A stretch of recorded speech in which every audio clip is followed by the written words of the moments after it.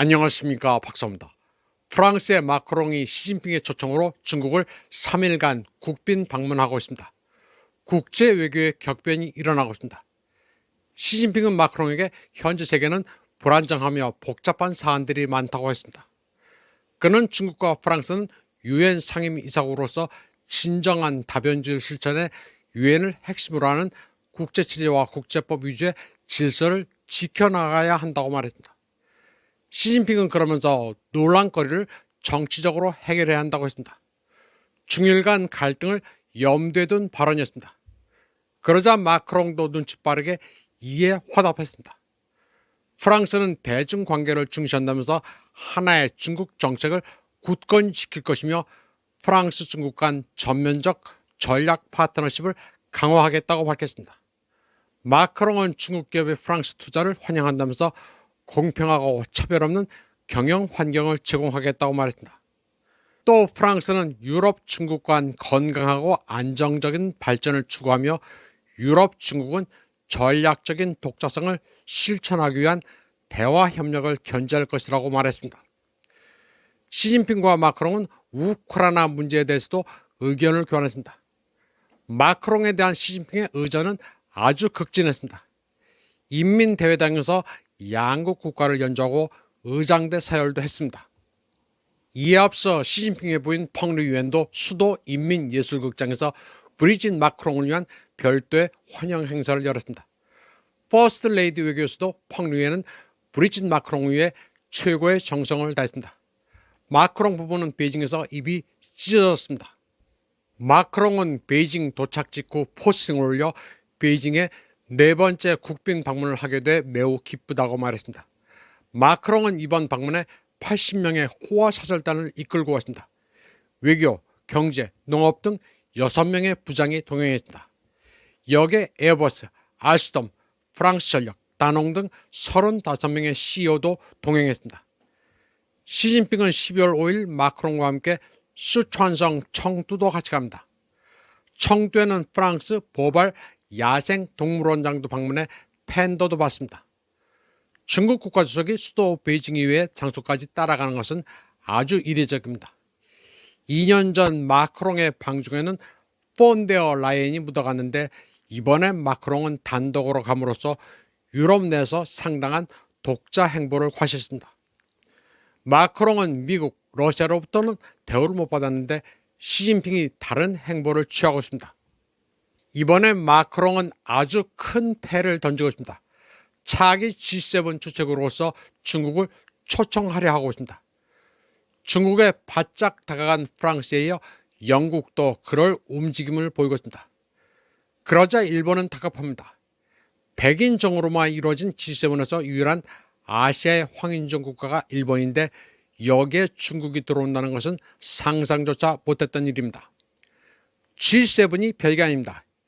2차 대전 이후 미국이 승전국과 패전국을 끌어모아 자기 밑으로 줄 서온 조직입니다. 마크롱의 방문으로 프랑스가 중국의 유럽 진출 교두보로 변하는 모양새입니다.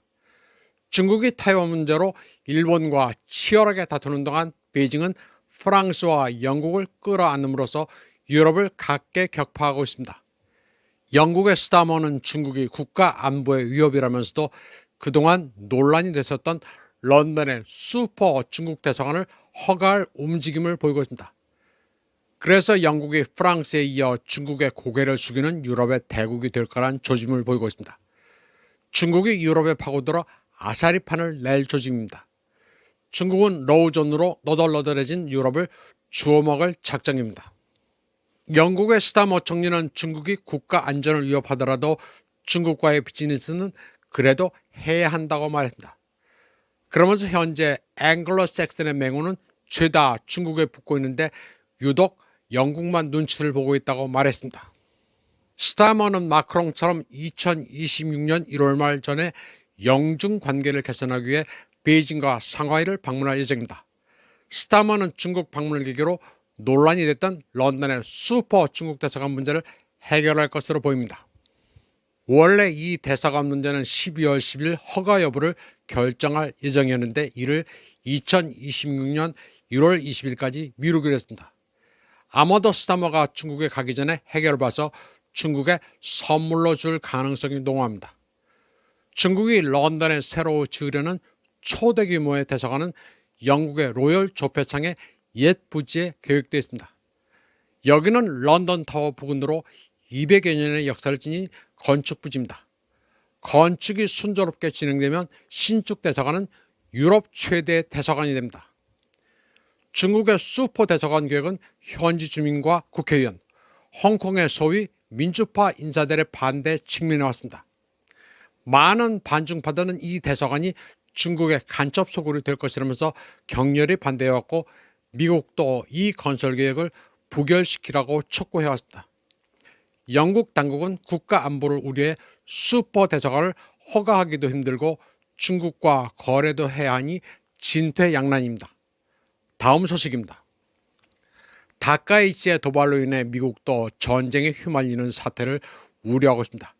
최근 내셔널 인터레스트는 일본이 제3차 세계대전의 도화선에 불을 붙였는가, 일본은 미국이 자신을 지지할 것이라는 전제에 중국과 싸움을 벌였다, 트럼프 시대에 이는 현명하지 못한 선택일 수 있다고 했습니다.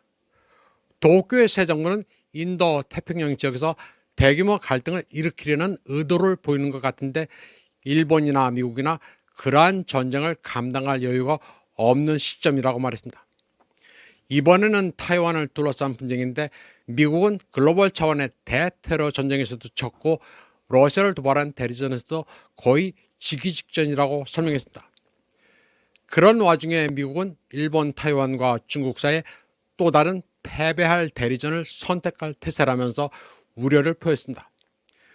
내셔널 인터레스트는 분명히 말하지만 중국은 적대국이라고 했습니다. 그러나 세계 무대에서 중국에 도전하고 이기는 방법은 군사적 영역이 아니라 경제학의 영역이라고 말합니다.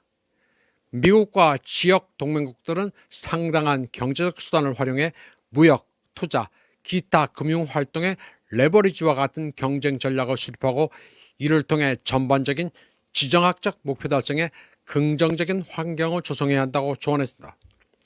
서방 국민 대부분이 지금처럼 대규모 분쟁을 원하지 않고 서방 강대국 중 누구도 대규모 전쟁을 감당할 수 없는 상황에서 전쟁 발발의 위험은 여전히 존재한다고 내셔널 인터레스트는 말했습니다.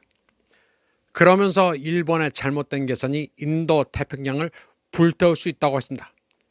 중국의 벼랑 끝 전술이 심화되는 상황에서 일본은 자국의 행동이 정당하다고 생각할 가능성이 높지만 도쿄는 그런 잘못된 믿음에 빠지지 않도록 주의해야 한다고 내셔널 인터레스트는 말했습니다. 그러면서 마치 우크라이나가 착각했던 것처럼 일본이 미국의 긴밀한 동맹국이기 때문에 미국이 자기네들이 원하는 대로 행동할 것이라는 믿음에 빠져서는 안 된다는 것입니다. 또 도쿄의 호전적 지도부의 이런 잘못된 생각은 그들이 필사적으로 피하고자 하는 현재 지역 질서의 붕괴로 이어질 수 있다고 경고했습니다. 다음 소식입니다. 한국에서 뉴욕타임즈 하면 정론지라 아는 얼치기 지식인들이 많은데 거짓말을 일삼는 저질신문입니다. 미 재무장관 스콧 베센트는 뉴욕에서 열린 2025년 딜북 서밋 행사에서 뉴욕타임즈 이벤트 진행자 앤드루 로스 소킨을 보는 앞에서 박살냈습니다. 건강 문제로 10개월 동안 내각 회의를 한 번도 열지 않은 바이든에 대해서는 아무 말 없다가 트럼프 대선은 급격한 노화 때문에 회의 중에 졸았다는 비난성 기사를 내자 이를 비판했습니다.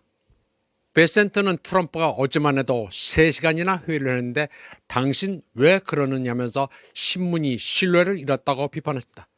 그리고 앞으로 20년, 30년, 40~50년 후에는 뉴욕타임즈가 더 이상 공식 신문이 아닐 것이라면서 자신은 뉴욕타임즈를 읽지 않는다고 면박을 줬습니다. 이 자리에서 앤드루 로스 소키는 베센트에게 미국과 중국, 타이완 관계에 대해 물었습니다. 이에 대해 베센트는 미국이 중국 대륙과 맹우라면서 이런 입장은 변하지 않을 것이라고 밝혔습니다. 그러자 소키는 타이완이 아니라 중국이냐고 반문했습니다. 그러자 베센트는 거기에 타이완도 포함된 것이라고 했습니다. 다시 소킨이 타이완이 침공받을 경우 미국이 도울 것이냐고 묻자 베센트는 그런 가설의 질문에는 대답하지 않겠다고 밝혔습니다. 이번 방송은 여기까지 하겠습니다. 시청해주신 여러분 감사합니다.